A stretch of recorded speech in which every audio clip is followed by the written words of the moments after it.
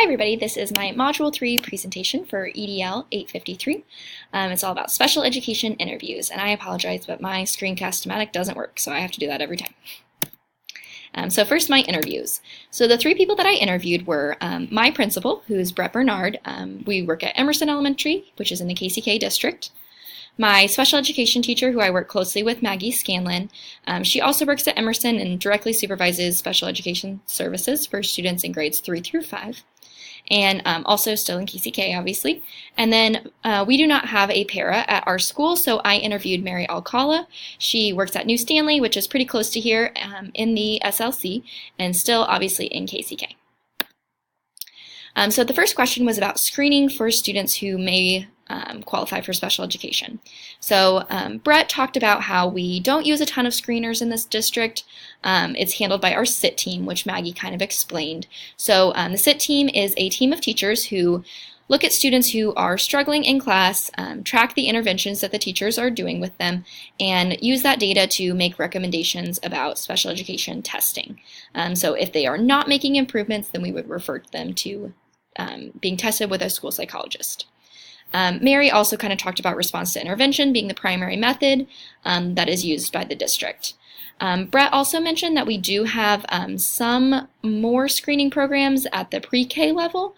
Parents as Teachers is an organization that goes into homes of different families, so sometimes they'll notice a problem and think, maybe we should get something working for this student, and then we don't really have any public awareness campaigns for the district. So the most challenging aspect of their jobs. So Brett talked about time. So he talked about attending IEP meetings and then coordinating all of the different schedules that need to work together for special education to happen. He also talked about building relationships between general education and special education teachers and how this can sometimes be a problem, but hasn't been a problem for him lately. And then he also talked about advocating for appropriate services of the students. So he talked about a lot throughout this interview. You'll see it pop up several times of making students the priority and making sure that their needs are met before anything else. Maggie talked about something a little bit more directly related to students, so maintaining the least restrictive environment for students, because sometimes it would be a lot easier just to kind of pull students out and work with them on something separate, but making sure that we're maintaining that least restrictive environment for those students. And then finally, Mary, the paraprofessional, talked about classroom management. So she's currently working on a master's so that she can become a teacher. So she says that this is something that she's improving on, but it's still one of the more challenging aspects for her. As far as the most rewarding aspect, we had a pretty big consensus here that student success was the most rewarding aspect of the job, which didn't really surprise me. So Brett also kind of talked about how parents sometimes have lost hope and feeling like there's nothing that can help their student, and then seeing their students be successful is really important for the parents as well. Maggie talked about how interventions finally paying off for students is really amazing for her. And then Mary talked about how she also loves seeing students make those goals, but she also really likes hugs. For parent interactions, so Brett talked about that parents are initially, a lot of times at initial IEP meetings, really worried. So he feels his role as being somebody who's going to promote hope for parents. So making sure that they know this isn't a sentence for your kid, it's an opportunity, and it's going to help them a lot. And help them understand those services and how they're going to help their student. We also talked about how sometimes parents have a much more negative perception of special education and might not really understand what it looks like in 2019. So that can also be a conversation that needs to take place with parents of saying, you know, your student's not going to be an outcast. This is what we're going to do to help. Maggie says that when she works with parents, she wants to focus on being flexible with scheduling IEP meetings and giving choices to parents. And then also she wants to build relationships with the parents by communicating successes and not just issues. This allows her to have a positive relationship, so when there is an issue, it's kind of less of a problem to talk to the parents. And then Mary really kind of echoed what Maggie said with communicating clearly, communicate the successes, communicate the issues. So supervising special education. So I asked Brett about how he feels like he should be supervising special education. So his biggest thing was to be informed and not wait for somebody else to inform you. So it's not the job of special education teachers to inform the principal. It's the principal's job to be informed from the start. And then advocating for students' needs above all else. So we talked about how sometimes when special education teachers are writing minutes in IEPs, they're thinking about their schedule more than the students' needs. Which is understandable. Obviously, they have to have a schedule. But the principal's kind of there to say, well, is this best for the student?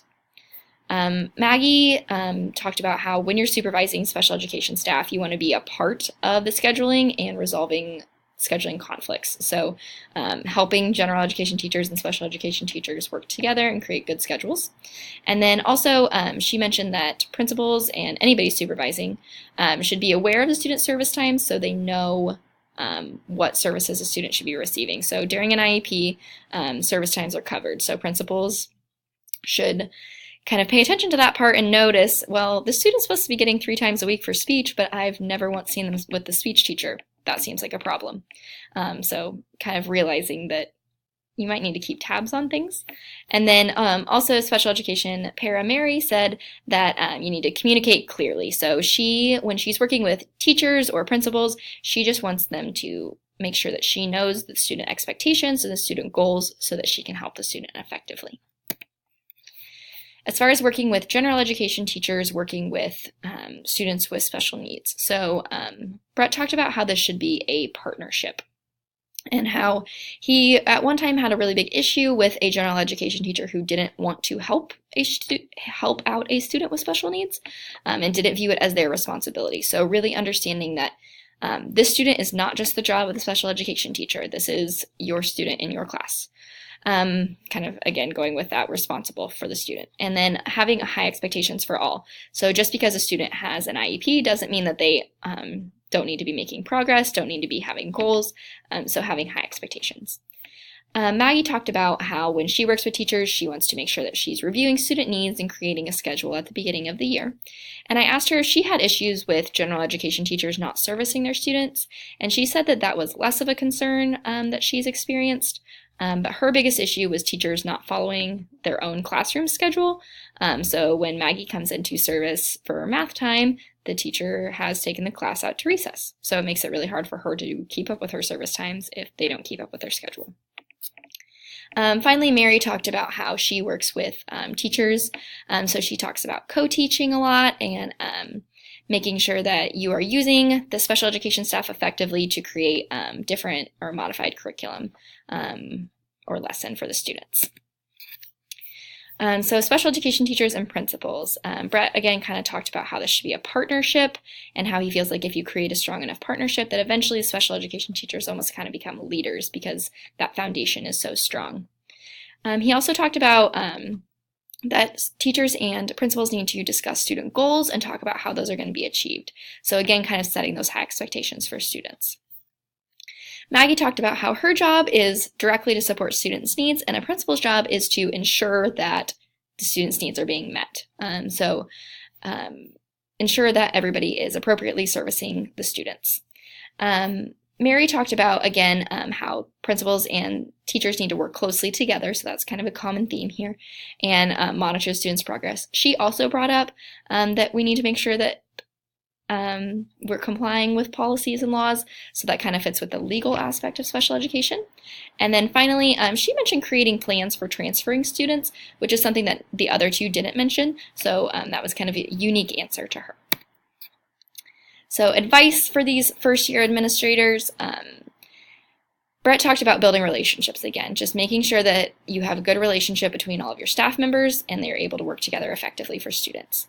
He also talked about seeking to understand, so asking a lot of questions and having a lot of conversations about what students are getting services, what services are they getting, why is this collab, why is this pullout, what groups are you pulling, why is that a good group, so kind of really trying to figure out what decisions are being made and the thought process behind them.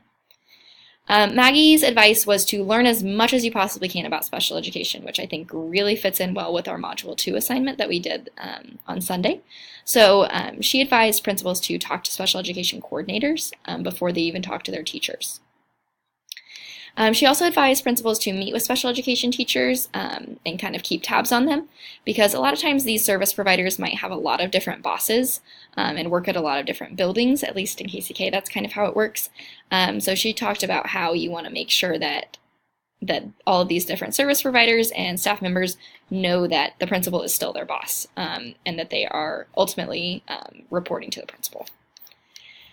Mary talked about how paraprofessionals really need to be used effectively in a school. So you don't want your paraprofessional to be making copies and putting up bulletin boards. That does not help students succeed. So making sure that administrators are keeping tabs on how paraprofessionals are being used. Finally, I kind of asked them some advice. So how or what should administrators be, or what should they have? So Brett said have high expectations for everybody, for staff members, for students, for everyone.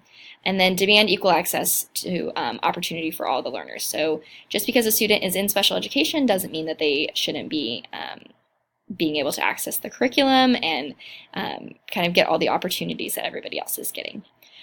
He talked about, again, bridging staff relationships, so making sure that the staff members are working together, and finally prioritizing student interests, even at the cost of not prioritizing your own staff's interest. Maggie wants a principal who is involved, supportive, and knowledgeable. And I think that really kind of sums up her answers, is she wants to be supported. She wants to have somebody who knows what they're talking about talking to her.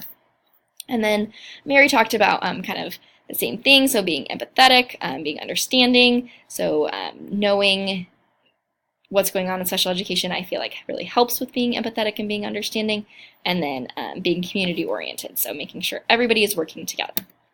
As for my kind of thoughts and my reflections about this, so overall I was not really surprised by any of these answers. Working hard for student needs, celebrating student successes, all of that was pretty expected, I felt. And I also felt like the three perspectives were generally pretty similar. I was kind of surprised more legal questions didn't come up, and so I asked some follow-up questions about this. And Brett kind of talked about how you just really need to be knowledgeable to prevent those issues, and if an issue does come up where someone says, hey, this is illegal, be prepared to make some changes. And then he also told me that the district does provide training on hot button issues in special education to principals every year, so I felt like that was a good thing, good way for the district to avoid issues. My evaluation of the answers were that there were kind of three key themes, and that was communication and building relationships with parents, between teachers, all of the above, prioritizing student needs at all costs, basically, and then cherishing the student successes when they come, because that's a really rewarding aspect. I didn't feel like there was any major disagreements between the three answers. When I asked about the most challenging aspect of the job, I think that was the highest variance in the answers, because you had Brett, who was talking about time and organization, kind of structural things. Maggie, who was talking more service related, she said least restrictive environment is really challenging. And then finally Mary, who was talking about classroom management, because she's not a trained teacher. So that might be an area where the district needs to review training for paraprofessionals. I felt like Maggie and Brett's answers were the two most similar answers, and that's probably because they work together really closely. So projections for my future, I want to always remember that students have to be my priority, even above my own staff members. I'm also going to make sure that I am informed myself and not wait for somebody else to inform me. And then I also want to make sure that I'm helping to build relationships amongst my staff members and communicating my expectations and my questions and my concerns really clearly and effectively so that there are less issues coming up. Thank you so much for watching my module.